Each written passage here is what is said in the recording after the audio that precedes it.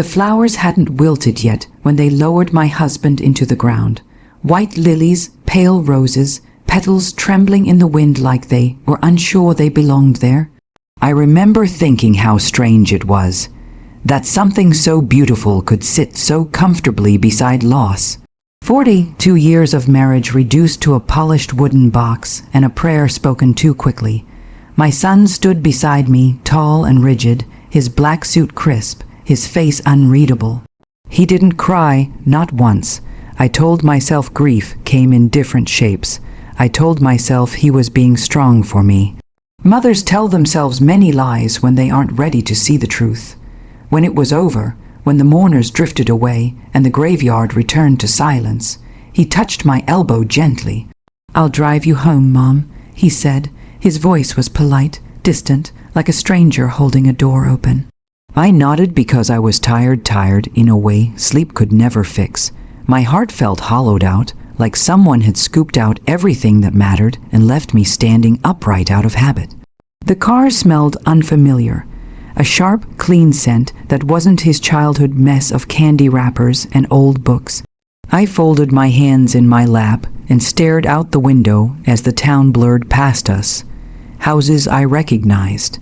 Streets I'd walked with my husband, hand in hand, planning dinners and futures that would never happen now. We didn't talk. The silence grew heavier with every mile. I waited for him to say something, anything. A memory, a question, "Are you okay?" But the road stretched on and the houses thinned, replaced by fields and trees.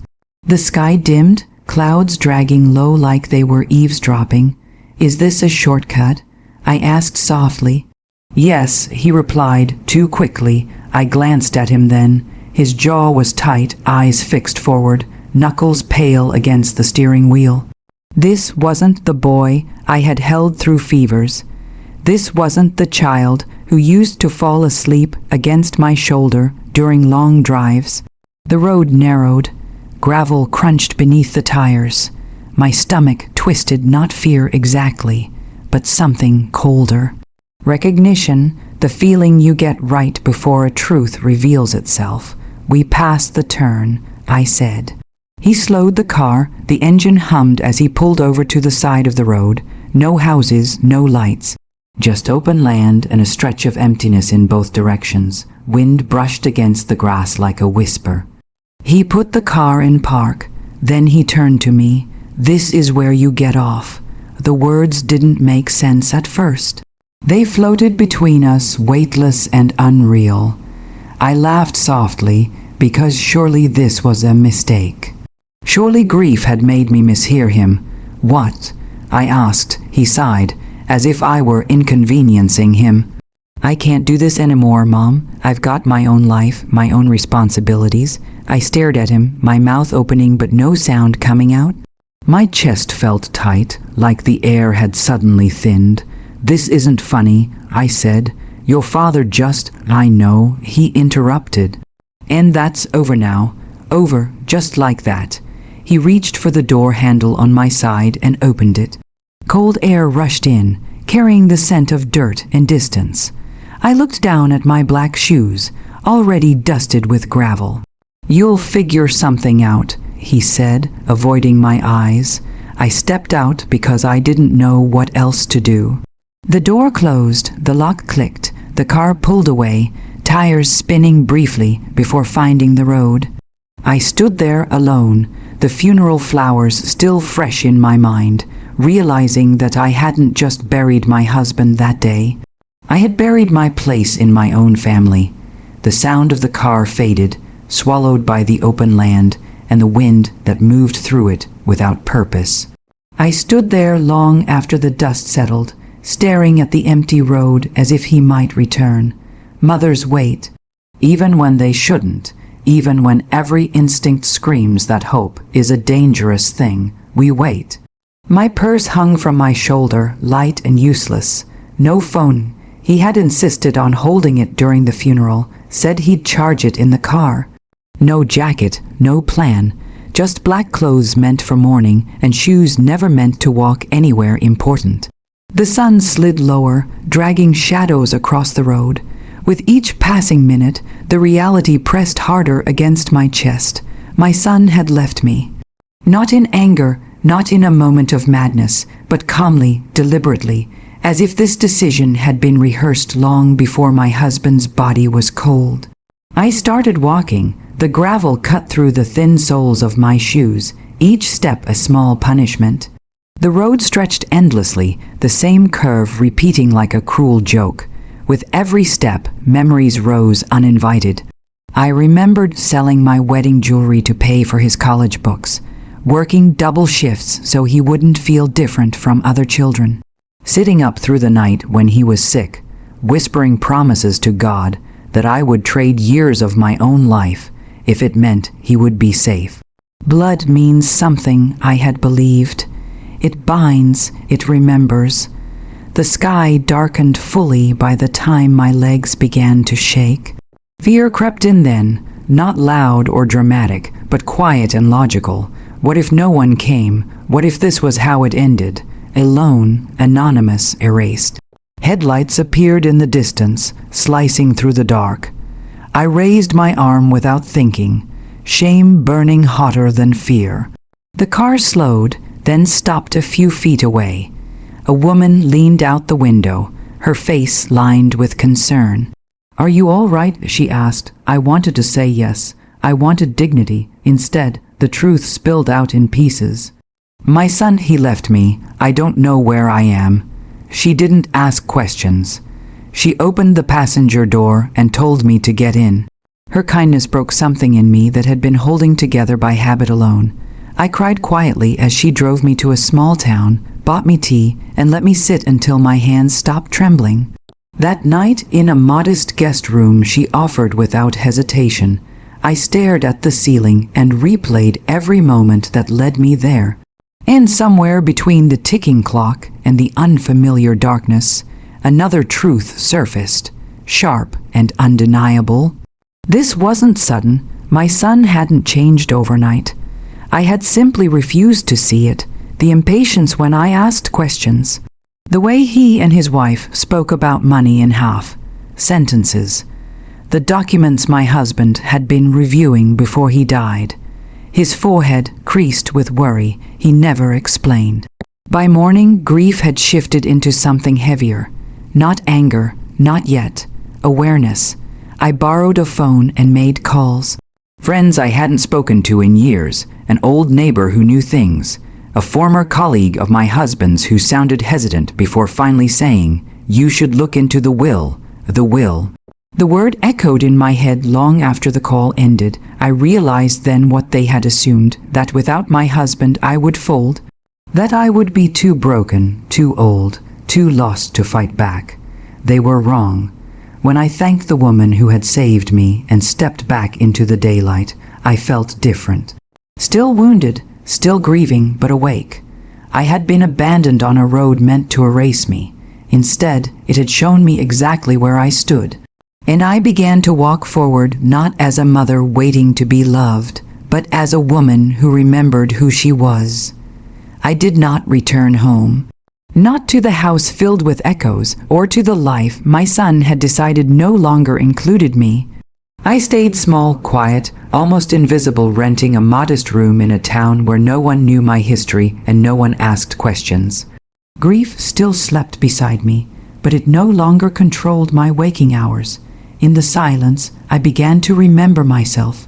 I found my husband's old briefcase at the bottom of my bag, the one he had clutched so tightly in the hospital. Inside were copies of documents, neatly organized, each page marked with his careful handwriting. I understood then why his worry had lingered in his eyes during his final weeks. He had known, or at least suspected, the will had been changed, not by accident, not legally. Dates didn't align. Signatures looked right to anyone who didn't know him. But I knew the slope of his letters, the way his hand trembled after his stroke. Someone had been very careful, someone close. I didn't cry when the truth settled in. I felt something steadier take its place.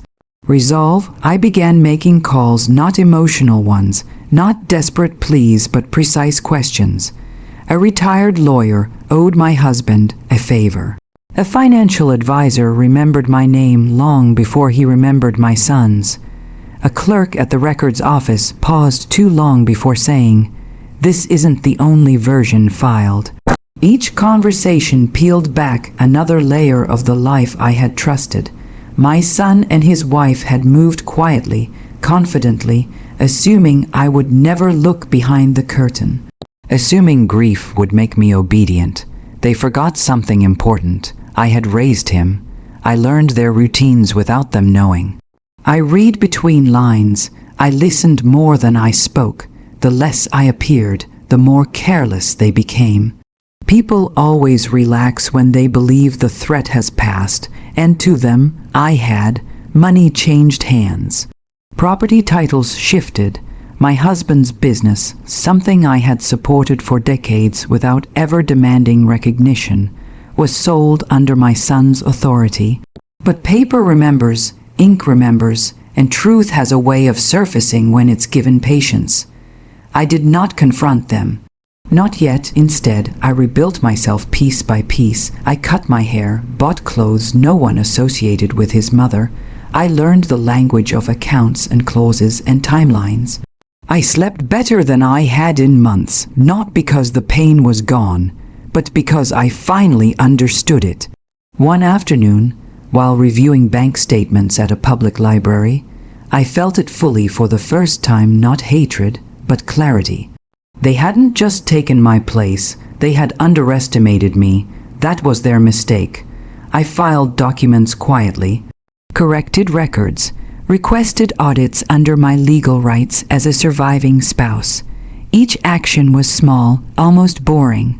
No dramatic speeches, no threats, just consistency. Weeks passed, then months. I imagined them celebrating, spending freely, believing the past had been buried along with my husband. I let them believe it. I let them think the woman they left on that road had disappeared into nothing. In truth, she had become something else, stronger, sharper, awake in ways she had never needed to be before. Grief had stripped me down, but in doing so, it had shown me the bones of who I was. I stood one morning by the window of my rented room, watching the town wake up, and smiled, not because revenge was near, but because I was ready. They thought I was gone. They thought I was broken. They were about to learn the difference between silence and surrender. And when the time came, I would not raise my voice. I would simply let the truth speak for me. The call came on an ordinary afternoon, which felt fitting. Revenge, I had learned, rarely announces itself. It arrives quietly, wrapped in routine, disguised as paperwork and polite voices. My son sounded confused, not angry, not yet. "Mom," he said, as if the words still belonged to him, "there's an issue with the accounts." I let a pause stretch between us, just long enough for discomfort to bloom. "Is there?" I replied calmly. The audits had begun. Titles were being questioned. A previously filed version of my husband's will, his real one, had resurfaced, supported by witness statements and medical records. The business sale was frozen. Funds he had already spent were flagged for review, things that could not be undone.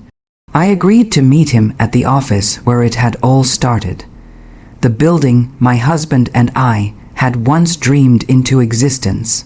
I arrived early, dressed simply, my posture relaxed. When my son walked in with his wife, they barely recognized me.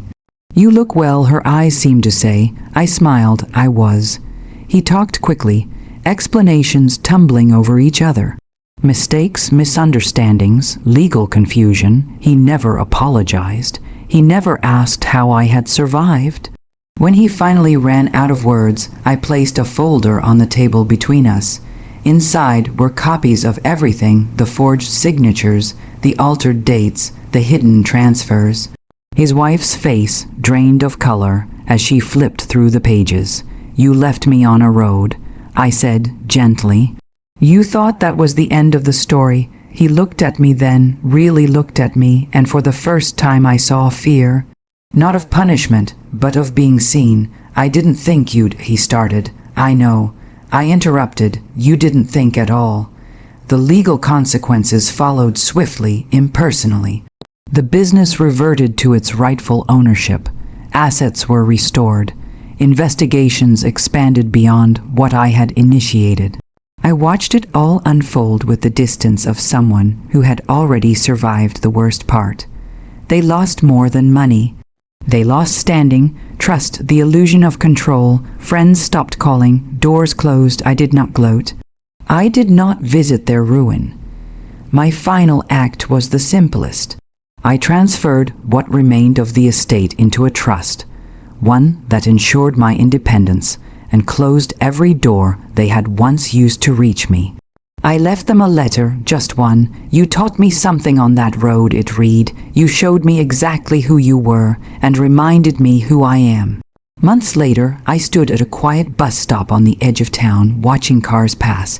The memory returned without pain now, the sound of a door closing, the car pulling away. I smiled at the symmetry of it all. When the bus arrived, I stepped on without looking back. Somewhere behind me, my son was learning what abandonment truly felt like, not the sudden kind, but the earned kind. The kind that settles in slowly, when there is no one left to blame. I had not destroyed him. I had simply refused to disappear. And that road, the one meant to erase me, had become the place where I stepped into my life again. This was where I got off.